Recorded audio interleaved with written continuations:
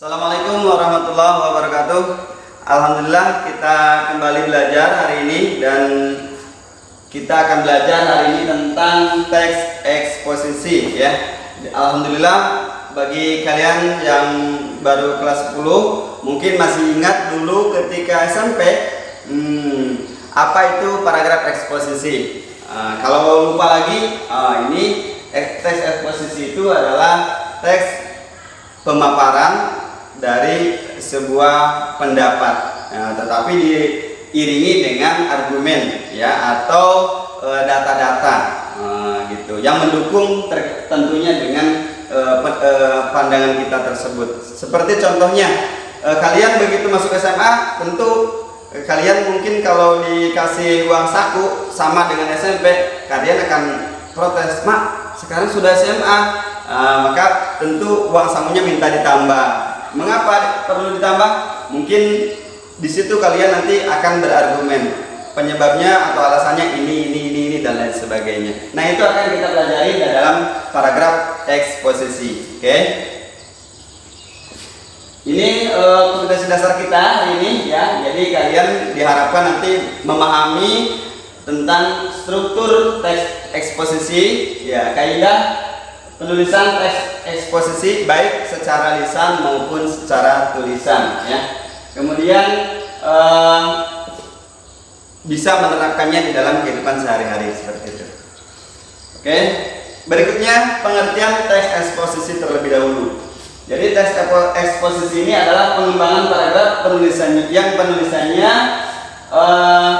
ditulis dengan tujuan menjelaskan ya atau memberikan pengertian dengan gaya yang singkat dan akurat karena disertai dengan fakta dan data-data. Oke. Itu tentang pengertian paragraf eksposisi. Nah, kemudian struktur paragraf eksposisi. Nah, strukturnya yang pertama adalah pernyataan pendapat atau pernyataan umum terlebih dahulu. Jadi contohnya nih, ketika kalian akan menyampaikan nih kepada orang tua, "Mak, sekarang saya ini harus punya HP." Kenapa? Karena sekarang belajar menggunakan HP melalui daring atau dalam jaringan ya, belajarnya online ya, jadi harus menggunakan HP. Jadi tugas-tugas mengerjakan dan mengumpulkan melalui HP ya. Jadi itu pernyataan umum terlebih dahulu. Kemudian nanti argumentasi. Nah, argumentasi itu kalian menyampaikan bukti-bukti bahwa semua pelajaran disampaikan secara online ya, tugas-tugas disampaikan secara online, kemudian dikerjakan secara online, kemudian dikumpulkan secara online juga. Nah, kemudian nanti kita akan melihat nilainya juga secara online ya. Sekarang seperti itu. Kemudian nanti penegasan ulang. Penegasan ulang ini baru di paragraf terakhir. Nah, ternyata dari berbagai argumen tersebut maka diperlukan atau harus memiliki HP. Oleh karena itu, ini pentingnya kalian untuk belajar teks eksposisi. Oke.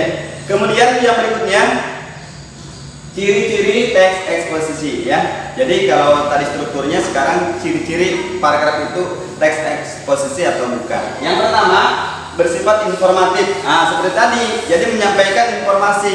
Apakah yang kita ingin sampaikan itu jadi menjadi informasi bahwa ternyata seperti tadi yang belajar melalui daring, kemudian ketika jenjang pendidikannya naik maka sangunya juga atau uang sakunya juga harus ditambah gitu ya. Jadi kita sampaikan informasi-informasi karena itu merupakan sebuah kebutuhan berdasarkan fakta dan data yang ada. Kemudian bersifat objektif. Objektif itu artinya apa adanya ya. Jadi tidak berdasarkan kepentingan satu hal dan lainnya, tapi memang betul-betul keadaannya seperti itu. Ya, itu namanya objektif. Yang berikutnya adalah berdasarkan fakta. Berdasarkan fakta seperti kalian melihat nih atau melihat penampilan Mbak Guru, bajunya agak biru, batik, kemudian agak kuning-kuning, songkonya hitam. Bagaimana? Cocok ya kan?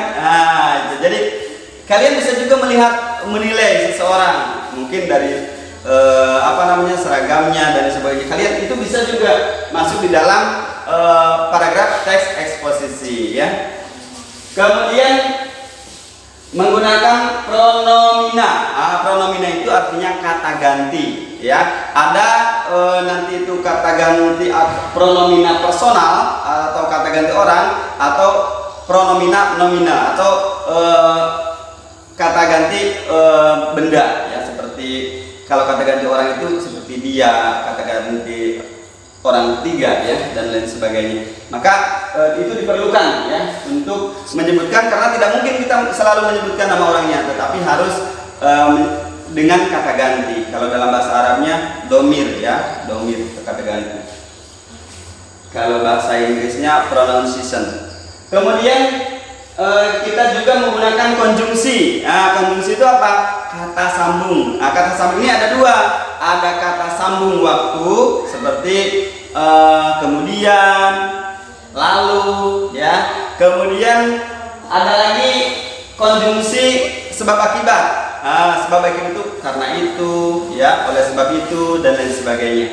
Itu menggunakan kata sambung atau konjungsi, ya. Itu yang keempat. Kemudian yang keenam, menggunakan istilah. Istilah di sini yang dimaksud adalah istilah leksikal, ya. Istilah leksikal itu artinya istilah yang sebenarnya artinya. Jadi contohnya nih, ada kata meja. Meja ini berarti meja yang sebenarnya, meja yang bisa kita gunakan untuk belajar. Ada lagi meja umumnya yang berwarna hijau, berarti benar-benar meja ini berwarna hijau. Karena ada lagi makna yang lain, meja hijau itu berarti pengadilan. Tetapi di dalam istilah dalam teks eksposisi ini adalah arti yang sebenarnya atau bermakna leksikal. Ya, jadi kalau yang meja hijau berarti pengadilan itu bukan leksikal, ya, gitu. Jadi itu makna kiasan atau makna konotasi. Kemudian ada lagi bahasanya, ya.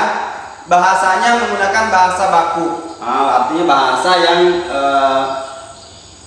sesuai dengan ejaan. Jadi bahasanya sesuai dengan ejaan.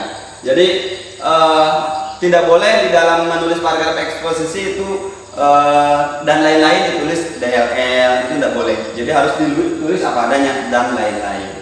Kemudian tersebut harus ditulis tersebut, tidak boleh TSB seperti kalian menulis di dalam WA mungkin, atau di dalam Facebook, atau di dalam SMS gitu, yang biasanya kalian disingkat-singkat seperti itu. Tetapi kalau dalam paragraf eksposisi ini harus sesuai dengan kaidah bacaannya atau baku. Nah, demikian pelajaran kita tentang teks eksposisi, dan setelah ini giliran kalian yang membuat paragraf eksposisi dari perasaan kalian. Terserah kalian mau mengungkapkan apa, ya. Oke, terima kasih. Jangan lupa like dan komen yang positif, ya. Kemudian kalau tentang pembelajaran, Guru sampaikan bahwa guru itu bukan lebih tahu, tetapi duluan tahu. Jadi boleh jadi siswa yang mau belajar lebih banyak, maka dia nanti akan menjadi orang yang hebat, bahkan boleh jadi nanti akan menjadi orang yang lebih pintar daripada gurunya, ya. Semangat belajar terus meskipun melalui daring, ya. Mudah-mudahan bermanfaat. Kurang lebihnya mohon maaf. Assalamualaikum warahmatullahi wabarakatuh.